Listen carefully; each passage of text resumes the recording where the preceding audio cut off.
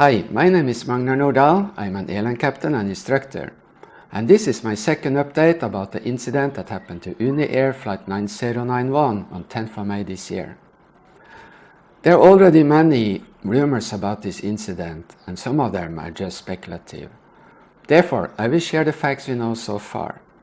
And since I have been flying in Taiwan some years ago, I will also share some information you might find useful. UNI Air 9091 was a scheduled domestic flight from Taipei Songshan Airport to Matsu Lannan Airport. It was operated by an ATR 72-600 with 4 crew and 70 passengers on board. The aircraft made an RNAV approach to Nangan's runway 21, and according to a passenger statement, I quote, "The visibility was limited as the aircraft descended, but the passenger could see fishing boats at the sea. The visibility decreased further as they approached the airport. Then the engine suddenly revved up, and less than a second later, an impact can be felt. The nose of the aircraft was pulled up, and the aircraft turned left and climbed. The crew announced that they were returning to Songshan. Immediately thereafter, the cabin crew commences preparations for an emergency landing at Songshan. The right main landing gear hit the perimeter wall and was damaged. The landing at Songshan was successful and nobody were injured. And that's what matters most. Pictures show damages to the wheels, the landing gear door and the fairing behind the landing gear. However, the aircraft must be inspected for structural damage. When hitting the wall, the outer tire was sliced with a nearly clean cut. It remained attached to the landing gear until the aircraft landed at Songshan. On this video, we can see the tire separating from the wheel during the rollout.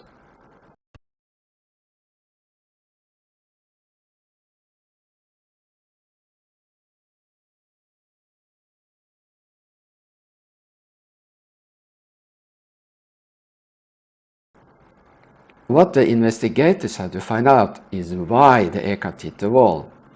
And before you draw conclusions here, you must remember that accidents and incidents never happen because of a single factor, but a chain of events.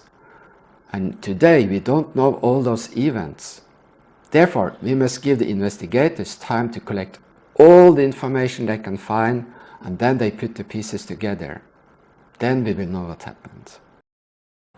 Nangan is one of 36 islands that form the Matsu Islands in East China Sea. The archipelago belongs to the Republic of China, also known as Taiwan. The islands are rocky, and Nangan is no exemption. Lannan Airport is located on a shelf 232 feet or 70 meters above sea level. The runway length is 1,570 meters. And this is a comfortable runway length for an ATR. West of the runway is Mount Niujialing with an elevation of 568 feet. And as you can see on the pictures, the mountain is very close to the runway.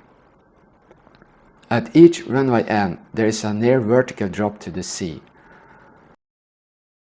This picture is from Google Earth and the runway is distorted, but the image gives an impression of the drop from the runway to the sea. This kind of terrain can create very strong downdrafts on final, even in light winds. Some years ago, I worked for an airline company in Taiwan. We didn't fly to Nangan, but pilots mentioned this airport with respect. One pilot said that even the tower could report 0 wind, they could experience a downdraft on final. And I have flown to some interesting airports in Norway, so I have an idea what he's talking about. It's like you're standing in an elevator and suddenly the cable snaps and choom! To mitigate this risk, there are several operational limitations. First of all, you need an authorization from CAA Taiwan, and UNI Air is the only airline company with this authorization. This is a captain's airport, which means only the captain is allowed to land and take off from the airport. And this requires the captain to go through specific training and checking before the captain is authorized to fly there. You are not allowed to fly there at night. You are not allowed to do circling approach. and you're not allowed to make a visual approach while you perform an instrument approach. And this is what the pilots can do. First of all, they can make sure they're not too low on the final. The airport has a guidance system called APAPI. It shows two lights, and when you have one white and one red, you are on the profile 3 degrees. Too white, you're too high. Too red, you're too low. So you make sure you're never too low, but on a little higher side. Secondly, you can increase your speed because a wind shear will create a loss of speed. So you can add 10 to 15 knots to approach speed. 3, you can set your condition level to 100% override.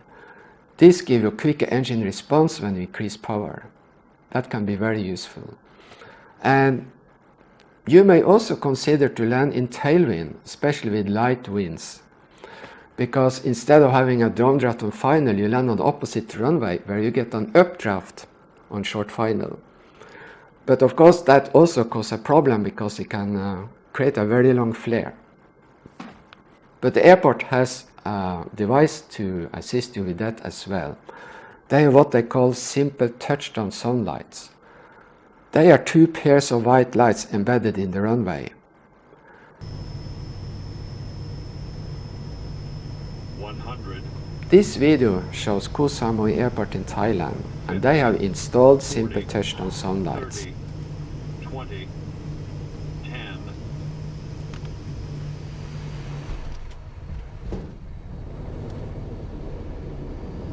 They are here.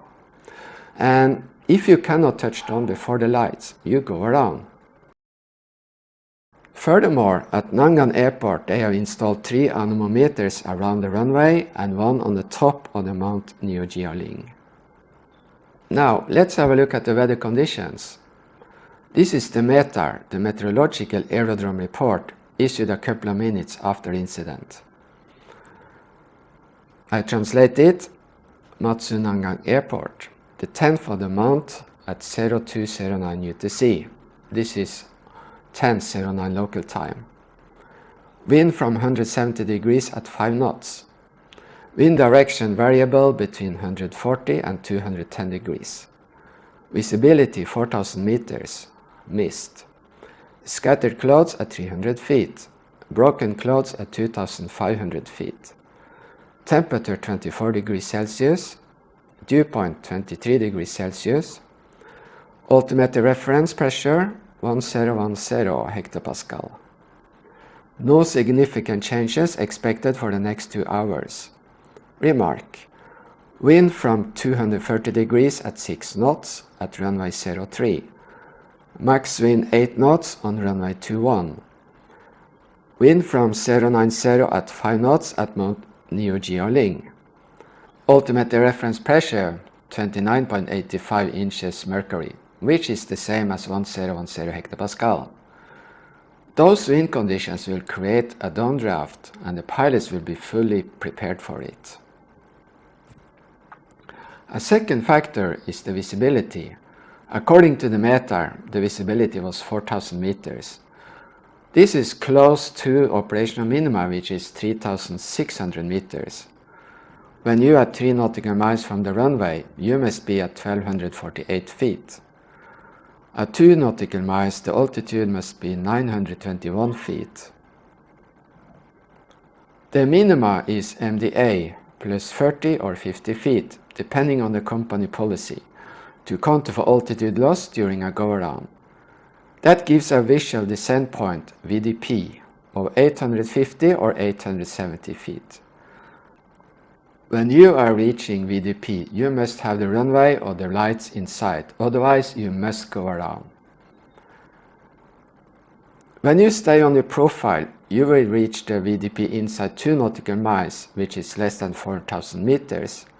In such conditions, you will have a fair chance to see the runway or the lights before you reach VDP. The METAR also mentions scattered clouds at 300 feet. This is below minima, but scattered clouds cover less than half of the sky. Therefore, you are allowed to fly the approach and you have a good chance to see the runway.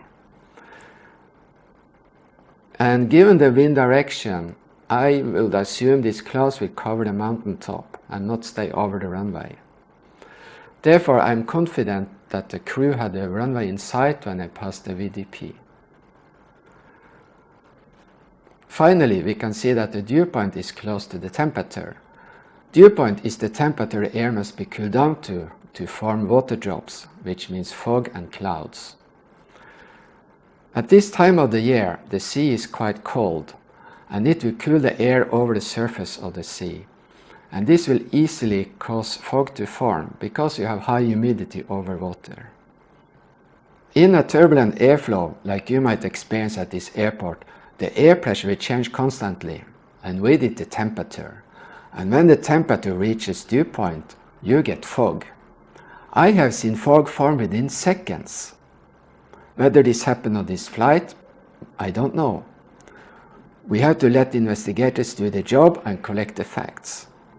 Until then, thank you for watching, have a wonderful day and happy landing!